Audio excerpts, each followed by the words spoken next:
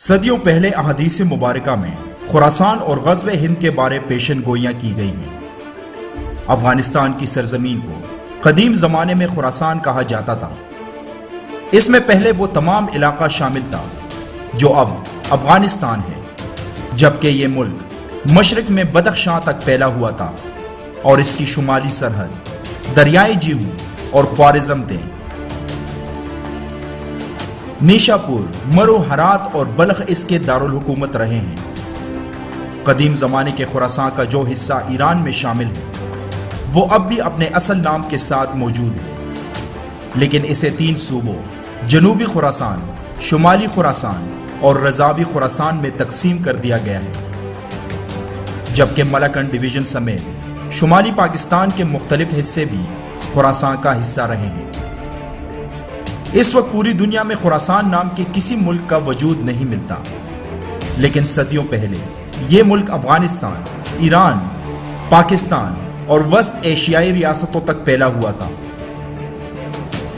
یہ تمام وہ علاقہ ہے جس کے بارے میں نبی کریم صلی اللہ علیہ وآلہ وسلم نے فرمایا کہ امام مہدی علیہ السلام کی مدد کے لیے یہاں سے کالے جھنڈے لے کر مسلمان فوجیں چلیں گی اور ان کا راستہ کوئی نہیں روک سکے گا، یہاں تک کہ وہ کالے جھنڈے ایلیا یعنی بیت المقدس میں نصب کیے جائیں گے۔ جبکہ ایک اور حدیث کے مطابق غزوہ ہند کا آغاز بھی خراسان سے ہی ہوگا۔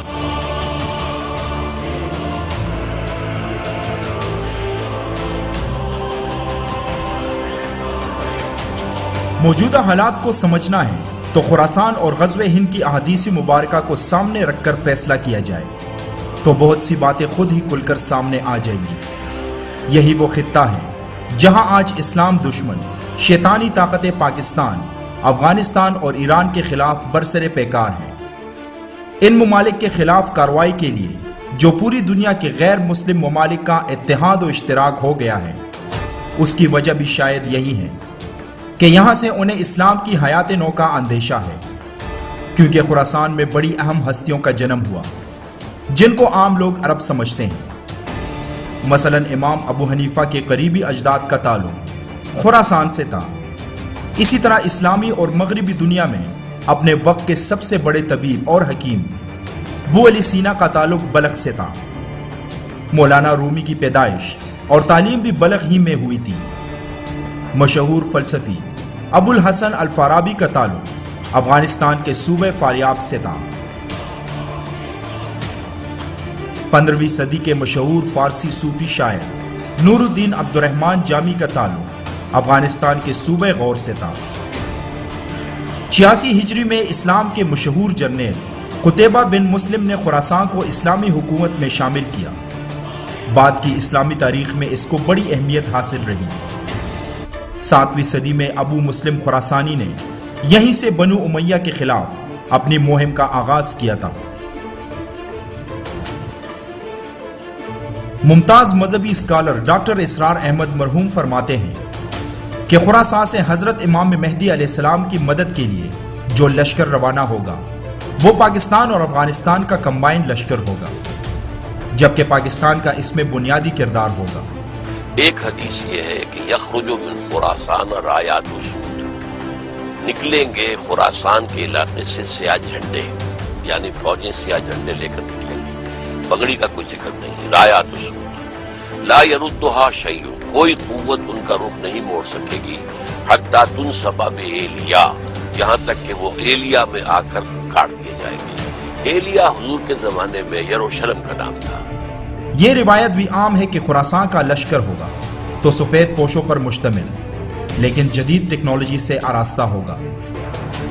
البتہ غزوہ ہند کے بارے میں یہ معلوم نہیں کہ وہ امام مہدی علیہ السلام کے ظہور سے پہلے ہوگی یا بعد میں، لیکن بعض مبصرین کا خیال ہے کہ صلیبی جنگ کی صورت میں کفر اور اسلام کا آخری اور فیصلہ کن مارکہ اسی خطے میں شروع ہو چکا ہے، اور اگلے ہی لمحے یہ صلیبی جنگ اپنے طبعی انجام کو پہنچنے کے لیے ارض مقدس میں اپنے آخری راؤنڈ میں داخل ہونے والی ہے۔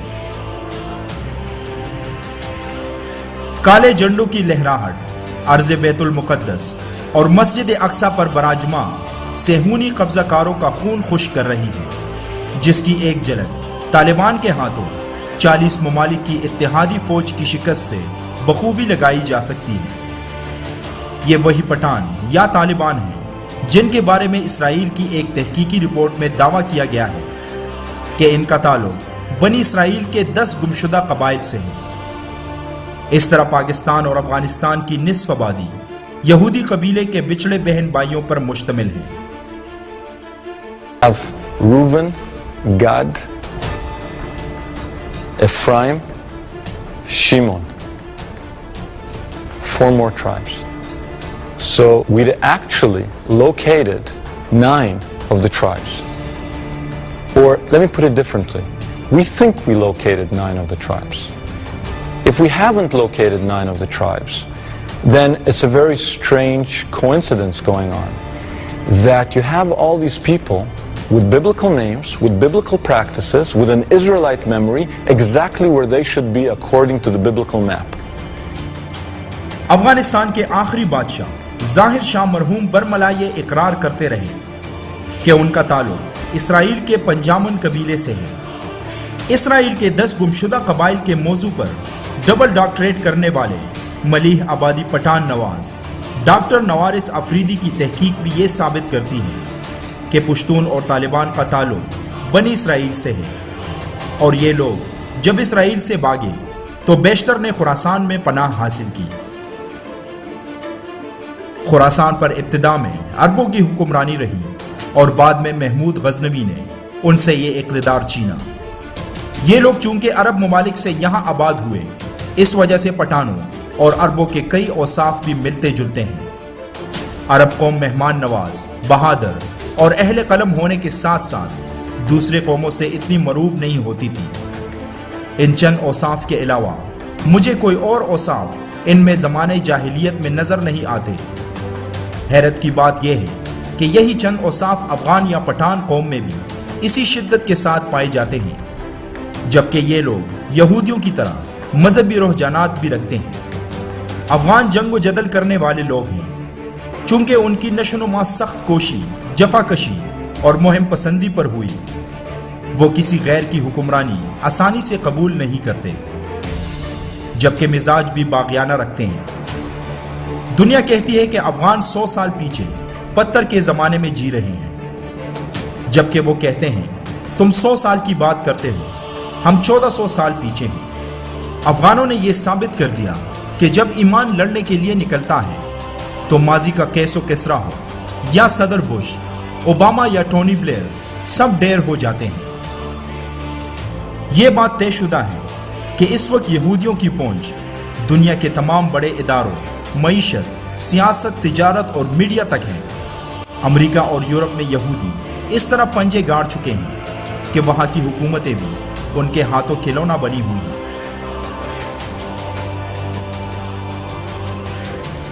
امریکہ نے روئے زمین پر جہاں بھی فساد برپا کیا وہ اسرائیلی مفادات سے ہی منسلک ہیں۔ یہی وجہ ہے کہ آج بھی صرف افغان اور عرب ہی امریکہ اور اتحادیوں کو ٹکانے لگا رہے ہیں۔ اللہ تعالیٰ کی حکمت ہر چیز پر غالب ہے، اور بے شک اس بات کا علم صرف اسی کے پاس ہے کہ آئندہ کیا صورتحال پیش آنے والی ہے۔ لیکن خراسان اور غزوہ ہند کے بارے احادیث مبارکہ کے تناظر میں دیکھا جائے تو پاکستان اور ایران کی طرف سے اسرائیل کو تسلیم نہ کرنے میں بھی اللہ تعالیٰ کی طرف سے ضرور کوئی حکمت پوشیدہ نظر آتی ہے، جبکہ پاکستان کی ایٹمی قوت بھی اسی ذات کی عنایت کردہ ہے، ورنہ شیطانی اتحاد براہ راست کارروائی کر کے اسے نیست و نابود کر دیتا، کیونکہ اس وقت اسرائیل صرف پاکستان اور ایران ہی سے خطرہ محسوس کرتا ہے۔ تاریخ گواہ ہے کہ جن جنگجوؤں نے 3 سپر طاقتوں کو شکست فاش دی، ان کا مارکا حق و باطل جب اسلامی جمہوریہ پاکستان کے ساتھ شروع ہوا تو اقوام عالم کی آنکھ نے یہ تماشا بھی دیکھا کہ غاروں اور جنگلوں میں رہنے والی وہ مخلوق جو خود کو نائب رسول، جند اللہ اور اللہ کے حقیقی سپاہی سمجھتے ہیں، ان کو اپنے بلوں میں گھسنا پڑا۔ پاکستان کی جیت یا کامیابی کے اندر کسی صاحب اقتدار حکومت یا سیاسی قوت کا اس میں ذرا سا بھی عمل دخل نہیں ہے، بلکہ جس پاک سرزمین کو مدینہ شریف کے بعد دوسرے نظریاتی ملک کا نام دیا جاتا ہے، اس پر خالق و مالک اور اس کے حبیب صلی اللہ علیہ وآلہ وسلم کا خاص فضل و کرم ہے، جس کی بنا پر اللہ نے باوجود جمہوریت و آمریت کی نادانیوں اور نااہلیوں کے رب کائنات نے دشمن کے ہر حربے سے محفوظ رکھا۔ رسول اللہ صلی اللہ علیہ وآلہ وسلم کا فرمان ہے کہ میری امت کے دو گروہ ایسے ہیں جنہیں اللہ آگ سے محفوظ رکھے گا، ایک وہ جو ہندوستان پر چڑھائی کرے گا اور دوسرا جو عیسیٰ ابن مریم کے ساتھ ہوگا۔ بھارت میں رہنے والے 90% مسلمان لاتعداد ہونے کے باوجود مشکلات میں مبتلا ہیں۔ ہر ملک و سلطنت کی تائید و حمایت کرنے والے بے شک سہولیات اور آرائش و آسائش سے نوازے جاتے ہیں۔ شام کے بعد سرزمین ہندو پاک وہ ہے جس کے بارے میں شاہ ولی اللہ نے ایک حدیث مبارکہ درج کی ہے کہ میں عرب ہوں لیکن عرب مجھ میں نہیں، اور میں ہند میں نہیں لیکن ہند مجھ میں ہے۔ سوچنے کی بات یہ ہے کہ آج اس خطے میں کیا مسائل چل رہے ہیں۔ کشمیریوں پر ظلم و جبر کے پہاڑ گرائے جا رہے ہیں اور تمام عالمی طاقتیں کوئی بھی حقیقی کردار ادا کرنے سے قاصر ہیں۔ کشمیر کی پیچیدگی کو سمجھنے کی موجودہ تناظر میں زیادہ ضرورت ہے۔ اگر منفی قوتوں نے انہی ظلم و تشدد اور زندگی میں موت کا مزہ چکھنے والی کشمیری قوم کو اپنے مذموم عزائم کے لیے استعمال کرنا شروع کر دیا تو انتقامی کارروائی میں کہیں ریاست جموں کشمیر کی صورت میں ایک اور شام نہ بن جائے۔ Even 5 years after the Gujarat killings of 2002, the ghost of Godhra still haunts you.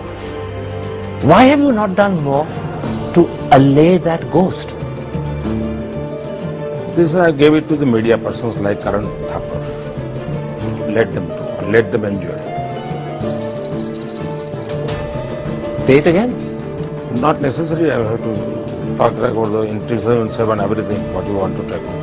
But by not saying it again, by not letting people hear the message repeatedly, you are allowing an image that is contrary to the interest of Gujarat to continue. It's in your hands to change it. I'll have to release it. پانی آپ پیچھے دوستی بنی رہے، اپنی دوستی بنی رہے یار۔ You came here, I'm happy and thankful to you. اور تھنکس آپ کے آئیڈیاز ہیں، بولتے ہیں 3-4 questions are already. پر مودی صاحب، مودی صاحب تن دیکھو، میں دوستانہ سمجھ بنانا چاہتا ہوں، آپ اس کو کوشش کریں۔ مجھے ایک چیز سمجھائیں سر، I'm not talking about doing anything wrong. I'm saying why can't you correct the image?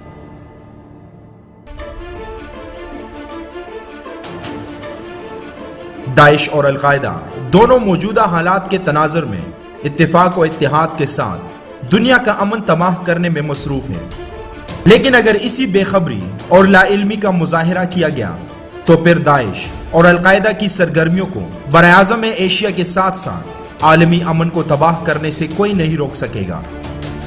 جو لوگ اپنی زندگی کے خاتمے کا پہلے ہی اعلان کر چکے ہیں تو ان کی ان حرکات و سکنات پر توجہ دینے کی ضرورت ہے۔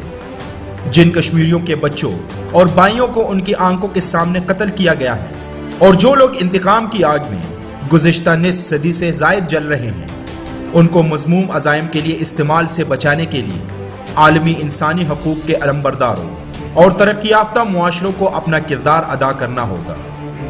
اس لیے باخبر رہے کہ جس نے بھی اس خطے میں جنگ کو ہوا دی تو دوسرے تو متاثر ہوں گے ہی، لیکن اپنا گھر بھی محفوظ نہ رہے گا۔ شام اور کشمیر کی اس تحریک کے پس پشت ہی غزوہ ہند اور خراساں کا قیام مخفی ہے۔ دشمن نے اپنے جاسوسی نیٹ ورک کے ذریعے کلمہ طیبہ کے نام پر قائم پاکستان کو توڑنے کے لیے جتنا پیسہ پھینکا، جتنی دہشت گردی کرائی، جتنے بم دھماکے اور خود کش حملے کرائے، اگر اتنی دہشت گردی کسی اور ملک میں ہوتی تو وہ کب کا ٹوٹ چکا ہوتا، لیکن یہ ملک پھر بھی قائم و دائم ہے اور انشاءاللہ رہے گا۔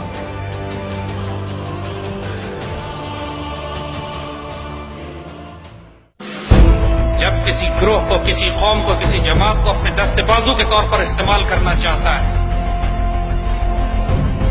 تو اس کی سب سے بڑی نشانی یہ ہوتی ہے کہ اس میں ایک جماعت کو پیدا کرتا ہے، ایک گروہ کو پیدا کرتا ہے، جس کی اذانوں سے شبستان وجود پوری کائنات فرش سے عرش تک گرجنے لگتی ہے. وہ ایک نئی سحر کا آغاز کرتے ہیں, ایک نئی صبح کو طلوع کرتے ہیں. وہ صاحب جلال و جمال ہوتے ہیں, نرم دم گفتگو ہوتے ہیں, گرم دم جستجو ہوتے ہیں. رزم ہو یا وزن ہو, وہ پاک دل و پاک باز ہوتے ہیں. اللہ جس قوم کو عروج دینا چاہتا ہے اس میں ایسی جماعت کو پیدا کرتا ہے. پھر جب اس قوم پر وہ فیصلہ کر دیتا ہے کہ اب دو جہانوں کی قیادت اس قوم کو دی جائے گی, پھر اس قوم کی اکثریت اس جماعت کو, اس دعوت کو قبول کرے.